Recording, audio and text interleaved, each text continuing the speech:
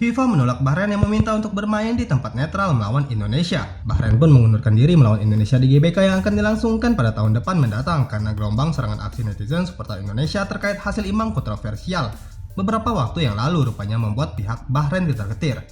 Pihak Asosiasi Sepak Bola Bahrain bahkan telah mengirimkan permintaan kepada AFC untuk memindahkan laga tandang Indonesia ke tempat netral. Lalu bagaimana jika Bahrain memutuskan untuk datang ke Jakarta? Andai ini yang terjadi, keuntungan akan berada di pihak Indonesia. Pasalnya Garuda akan mendapatkan kemenangan 3-0 sesuai dengan FIFA Legal Handbook terbaru yang diterbitkan pada September 2024. Tim yang dikenai sanksi mengundurkan diri dianggap kalah dalam pertandingan dengan skor 3-0 untuk sepak bola, 5-0 dalam futsal, 10-0 dalam sepak bola pantai, ungkapnya. Dalam kasus terbaru Liga Champions Asia, ada kejadian ketika klub India Mohun Bagan tak berangkat ke Tarbis untuk menghadapi Tractor dari Iran. Mohun Bagan beralasan bahwa ini adalah langkah demi menjaga keamanan mereka terkait situasi terbaru di Iran pada 2 Oktober lalu. Berdasarkan laporan Indian Express, Mohun Bagan mengambil sikap ini usai adanya laporan rudal balistik yang melintas di stadion. AFC lantas mengambil keputusan untuk mencoret Mohun Bagan dari kompetisi ACL. Dalam rilis resminya, AFC menyebut sesuai dengan pasal 52 Peraturan Kompetisi AFC Championship League, Mohun Bagan asal India dianggap telah mengundurkan diri dari kompetisi ACL setelah klub tersebut gagal melapor ke Tarbis Iran untuk pertandingan ACL 2 melawan Tractor FC pada tanggal 2 Oktober 2024. Permintaan Bahrain agar AFC menggelar laga kontra Indonesia di tempat yang netral saat ini masih berstatus usulan, belum ada keputusan resmi. Oleh karenanya sejauh ini tak ada perubahan venue laga, yakni tetap di Stadion Utama Gelora Bung Karno. Namun seiring kemarahan sebagian supporter Indonesia, Asosiasi Sepak Bola Bahrain mengeluarkan pernyataan resmi yang berbunyi, sejalan dengan keinginan Asosiasi Sepak Bola Bahrain dalam memastikan keamanan dari para anggotanya, terutama anggota tim nasional, asosiasi sedang dalam proses penanganan FIFA dan AFC untuk menyampaikan kepada mereka tentang tindakan yang dapat diterima terhadap BFA, sekaligus ancaman-ancaman, kata-kata penghinaan dan fitnah yang bisa berimbas pada keselamatan dari anggota tim nasional. Asosiasi akan mengirimkan permohonan untuk memindahkan pertandingan dari Indonesia untuk menjaga keselamatan tim nasional karena ini adalah prioritas kami, terutama karena FIFA dan AFC sangat memperhatikan keselamatan dari tim-tim yang berpartisipasi di dalam setiap kompetisi mereka. Ungkap pernyataan BFA. Media Irak pun sampai heran Federasi Sepak Bola Bahrain takut main di Indonesia. Menurut @Iraq Football Pod, Indonesia merupakan negara indah yang diisi orang-orang cantik. Benar-benar lelucon, Bahrain tak pantas mengunjungi Indonesia dan disambut oleh negara dan orang-orang yang begitu cantik. Kerugian bagi mereka, ungkap media itu. Media Irak itu tak sembarangan bicara, mereka sudah merasakan sambutan hangat yang diberikan pecinta sepak bola Indonesia kepada timnas Irak. Medio Juni 2024, timnas Irak bertandang ke markas timnas Indonesia. Meski Irak menang 2-0 atas Indonesia, supporter tanah air tak melakukan provokasi kepada skuad Irak, sebab para pemain Irak bermain normal tanpa adanya drama layaknya pemain Bahrain. Di sisi lain, anggota Exco PSSI Arya Sinalungga menjelaskan bahwa PSSI akan bersurat ke AFC terkait permintaan FA Bahrain soal laga melawan timnas Indonesia. Kita akan buat surat ke AFC untuk menyatakan bahwa pertandingan supaya Fire tetap di Jakarta, karena sebelumnya kan tandingnya di Bahrain, ungkapnya. Yang kedua, kita juga akan memberitahu bahwa kita akan menjamin keamanan dan kenyamanan bagi tamu kita seperti di Bahrain, karena bangsa kita ini, bangsa Indonesia, adalah bangsa yang ramah terhadap tamu, jadi kita pasti membuat kenyamanan bagi mereka, lanjut Arya. Kemudian juga soal di sosmed ya, namanya kadang-kadang memang netizen-netizen Indonesia itu rame, tapi sebenarnya mereka ramah dan baik. Dalam kehidupan sehari-hari, Indonesia itu ramah, sangat terkenal kan, bangsa kita bangsa yang ramah, lanjutnya. Sedangkan Sintayong sendiri memberikan kalimat sentilan kepada Bahrain yang menolak bertanding di markas timnas. Kalimat sentilan ia diberikan seusai hebohnya permintaan Bahrain untuk mengganti lokasi tersebut. Bahrain meminta kepada Konfederasi Sepak Bola Asia atau AFC untuk tak memainkan laga di Jakarta.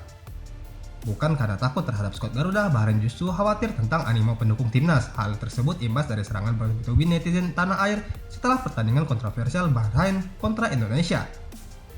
Kala itu Indonesia sempat berpeluang besar menang 2-1 di kandang Bahrain hingga waktu tambahan babak kedua akan berakhir. Namun wasit yang memimpin duel Bahrain kontra timnas yakni Ahmad Alkaf melanjutkan waktu injury time hingga menit ke-99. Padahal tambahan waktu hanya ditetapkan selama 6 menit. Mulai dari situs federasi, media sosial federasi, dan para pemain timnas Bahrain kena serbu hujatan hingga ancaman dari netizen. Federasi Sepak Bola Bahrain pun merasa was-was terhadap pendukung timnas.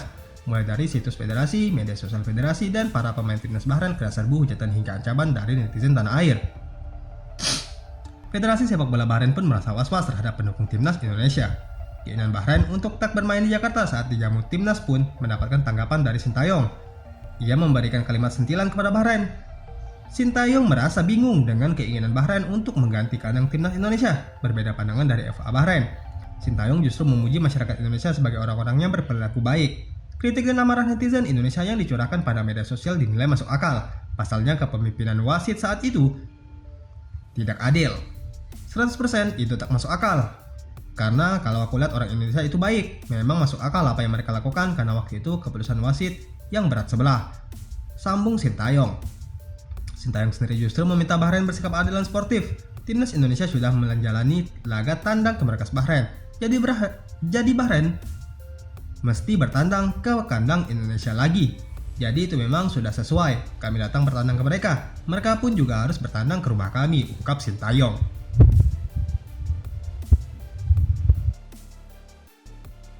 Diakui Asnawi tak bermain di level terbaiknya saat diturunkan sebagai starter. Namun Sintayong tidak segera menarik keluar kapten timnas Indonesia itu.